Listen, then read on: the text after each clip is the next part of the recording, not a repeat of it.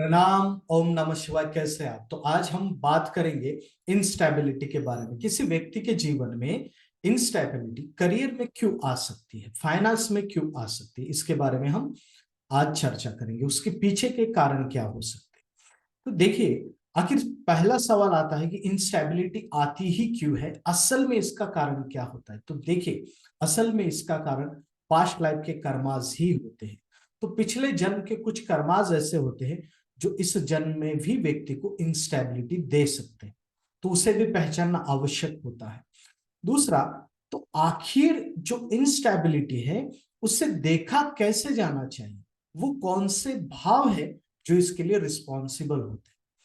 तो भाव को समझने के लिए पहला समझे 10th हाउस, क्योंकि ये प्राइम हाउस है किसी के भी करियर को देखने के लिए। दूसरा, इंस्टेबिलिटी देने वाले हाउसेस को समझिए, वो है 8th हाउस और दूसरा है 12th हाउस।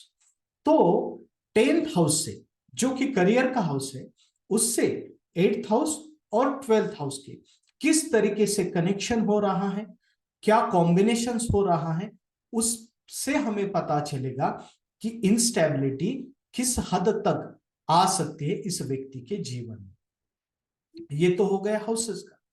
तो फिर आखिर वो कौन से प्लैनेट्स हैं जो इंस्टेबिलिटी निर्माण कर सकते हैं, चाहे वो प्लैनेट्स हो, योग हो। देखिए, इसके लिए पहले सैटर्न को देखिए। क्यों? क्योंकि सैटर्न इज कर्म कारक और सैटर्न के ऊपर बहुत सारी चीजें अवलंबित होती है। तो सैटर्न ठीक है, लेकिन इंस्टेबिलिटी देने वाले प्लैनेट्स कौन से? इंस्टेबिलिटी देने वाले होते हैं मार्स, केतु, खास तौर पर ये दो प्लैनेट्स और फिर उसके बाद राहु। इन प्लैनेट का सैटर्न के साथ किस तरीके से कनेक्शन हो रहा है, कंजंक्शन हो रहा है, योग बन रहे हैं, उससे हमें पता चलेगा कि इंस्टेबिलिटी किस लेवल पर आएगी, कैसे आएगी। और दूसरा सबसे महत्वपूर्ण है, किसी भी व्यक्ति के जीवन में जो स्टेबिलिटी देने वाला प्लैनेट है, जिसे हम सेटलमेंट कहते हैं, वो है जुपिटर। तो जुपिटर कुंडली में किस तरीके से है, उसकी पोजीशन क्या है, इससे इसी को भी देखना आवश्यक। तो दूसरा ये है कि ये इंस्टेबिलिटी कब आ सकती है। तो इसके लिए हमें दशांतर दशा को भी देखना चाहिए और ट्रांजिट से भी पता चलता है कि इंस्टेबिलिटी कैसे आ सकती है। तो बेसिकली इस स्ट्रक्चर को हम समझते हैं कि आखिर इसे देखना कैसे चाहिए। देखिए, ये इंस्टेबिलिटी देखने के लिए प्राइम हाउस को आप समझिए। वो जो प्राइम हाउस है वो है 10th house, then 8th house, then 12th house. जैसे कि ये 10th हाउस है, 8th हाउस और 12th हाउस। इनमें जितने ज्यादा कनेक्शन होंगे उतनी इंस्टेबिलिटी बढ़ेगी।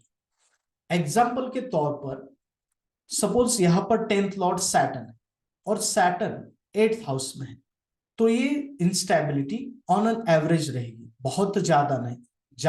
लेकिन अगर यही सैटर्न विथ मार्स है या विथ केतु है या विथ राहु है, यानी कि सैटर्न मार्स, सैटर्न केतु, ये कॉम्बिनेशन है, तो ये इंस्टेबिलिटी नेक्स्ट लेवल की होगी। सैटर्न राहु भी इंस्टेबिलिटी देता है, लेकिन वो थोड़ा सा अलग तरीके से देता है। देन आप ऐसा समझिए कि 10th लॉर्ड मार्स है और वो 8th हाउस में है।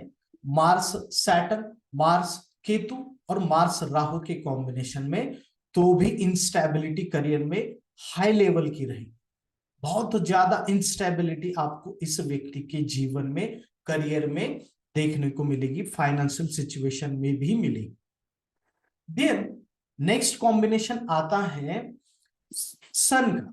अगर सन 10th लॉर्ड होकर 8th हाउस में विथ सैटर्न है, विथ केतु है या विथ राहु है, तो भी इंस्टेबिलिटी देखी जाती है, लेकिन उसकी लेवल थोड़ी सी कम होती है।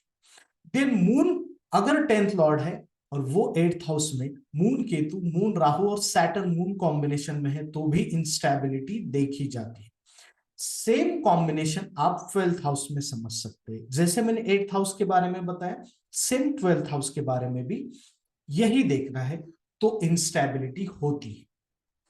तो प्रश्न ये आता है कि आखिर ये इंस्टेबिलिटी किस तरीके से जीवन में घटित होती है। तो होता क्या है, जब एट्थ हाउस का संबंध आता है तो व्यक्ति को जॉब मिलने में बहुत दिक्कत होती है। इनिशियल फेज में इस व्यक्ति को जॉब नहीं मिलती, बहुत सारे इंटरव्यूज देने पड़ते हैं, फिर उसके बाद कहीं एक आध जॉब लगती है लेकिन जो कि अनसेटिस्फाई होती है। तो 6 महीने वो करता है, फिर छोड़ देता है, फिर उसे लगता है कि मैं दूसरा जॉब पकड़ूं, फिर उसके लिए उसका स्ट्रगल बना रहता है। कोई एक जॉब मिलता है लेकिन उसे लगता है कि ये मेरे लिए नहीं है जॉब, में दूसरा, फिर वो जॉब चेंज करता रहता है। तो एट द एज ऑफ 30 तक ये चलता रहता है। फिर कहीं 30 के बाद वो सेटल होने, स्टेबल होने लगता है, और स्टेबिलिटी 36 के बाद आती है। इस तरीके से होता है एट्थ हाउस जब भी इन्वॉल्व हो। और ऐसा व्यक्ति, दो तरीके से इंस्टेबिलिटी आती है। कहीं इसका जॉब बहुत अच्छी तरीके से चल रहा होता है और सडनली ये रिस्क लेता है कि कहीं मैं खुद का बिजनेस शुरुआत करूं। तो ये बहुत अच्छा खासा जॉब को छोड़ देता है, अच्छी सैलरी वाली जॉब को, और देन वो अपना खुद का बिजनेस शुरू कर देता है। और बिजनेस में बहुत इंस्टेबिलिटी रहती है, ड्यू टू उसके कारण उसके जीवन में ही इंस्टेबिलिटी आती है। फाइनेंशियल इंस्टेबिलिटी हो, करियर में हो, सभी जगहों से इस तरीके से भी देखा जाता है। सपोज एक व्यक्ति है जिनके कुंडली में एट्थ हाउस में सैटर्न और केतु है, लिब्रा साइन, सैटर्न और केतु लिब्रा साइन। तो इस व्यक्ति ने बहुत अच्छी जॉब थी मल्टीनेशनल कंपनी में, उस जॉब को छोड़कर अपना खुद का बिजनेस शुरू किया। देखिए सैटर्न केतु कंजंक्शन। तो जब भी आप 10th हाउस में भी सैटर्न राहु यही कॉम्बिनेशंस देखेंगे, जब Saturn plus Mars plus Ketu या प्लस राहु, तो इंस्टेबिलिटी को देखा जाता है। कुंडली में कहीं पर भी सैटर्न केतु हो, सैटर्न मार्स का कंजंक्शन हो, तो वहां उस व्यक्ति के जीवन में, करियर में इंस्टेबिलिटी आपको देखने को मिल सकती और मिलती है। ये व्यक्ति बहुत देर से सेटल होते हैं, बहुत दिनों तक इनका स्ट्रगल बना रहता है। अब जब 12th हाउस का कनेक्शन आता है इन्हीं कॉम्बिनेशन में, तो होता क्या है कि ये व्यक्ति का बिजनेस में लॉस हो जाता है। ड्यू टू द लॉस, कर्जे के कारण इंस्टेबिलिटी बनी रहती, फाइनेंस के कारण इंस्टेबिलिटी बनी रहती। ये बिजनेस बनाने के लिए कर्जा लेता है, लोन लेता है, वो लोन चुकाने के लिए दूसरा लोन लेता है, लेकिन लोन बना ही रहता है। ड्यू टू दैट इंस्टेबिलिटी बने ही रहती है करियर, चाहे बिजनेस में।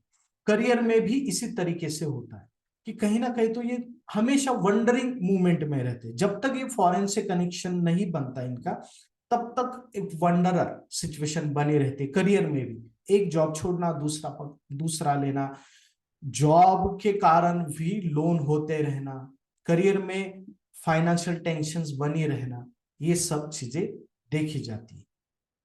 तो इतना सिंपल है, बस आपको सैटर्न को देखना है और मार्स केतु राहु क्या उसके साथ कनेक्शन बन रहे हैं, ये देखना है। फिर आप सेकंड हाउस को भी टैली कीजिए। ड्यू टू द फाइनेंस, क्या बहुत ज्यादा फाइनेंशियल इंस्टेबिलिटी आ सकती है। अगर इसके साथ साथ सेकंड हाउस भी खराब है तो इंस्टेबिलिटी और ज्यादा बढ़ेगी।